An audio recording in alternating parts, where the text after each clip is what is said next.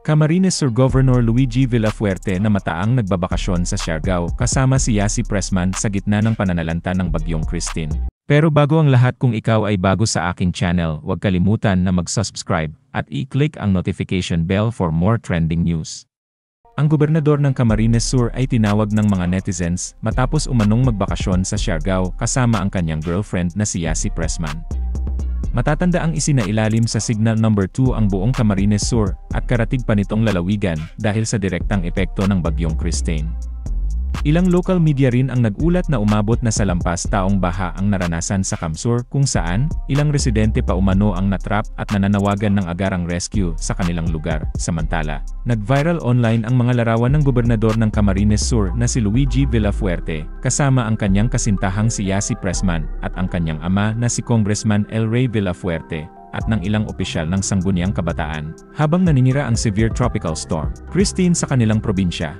Binatikos ng mga netizens ang mga Villafuerte sa pagbabakasyon sa panahon ng kritikal na oras, kung saan inaakusahan sila ng ilan ng kapabayaan dahil ang kanilang mga nasasakupan ay dumanas ng epekto ng bagyo. Ayon sa mga ulat, na-stranded ang mga opisyal sa Siargao dahil sa masamang panahon at hindi na nakabalik sa Camarines Sur. Bilang tugon, naglabas ng pahayag si Congressman Villafuerte na tinawag na fake news ang mga akusasyon sa online.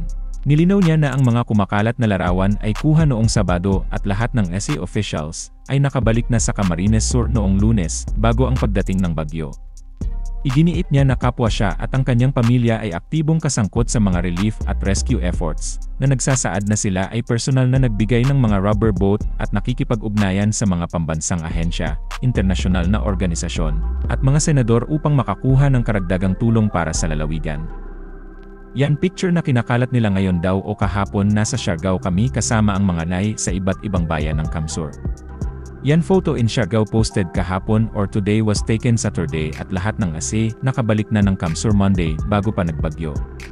Lumang style na yan gawa nyo mga ulol, hindi nyo kaya lokohin mga tao. Ilan eleksyon nyo na yan ginagawa para siraan kami. Alam ng tao ang totoo, mas alam ng tao ang fake news. Ang problema rescue teams, kami nagpapadala ng rescue teams. Problema sa relief, kami tuloy-tuloy and relief.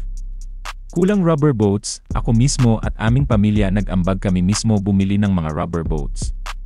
Nagtatawag kami sa national agencies and department secretaries, international agencies, mga kaibigan na senator para humingi ng tulong.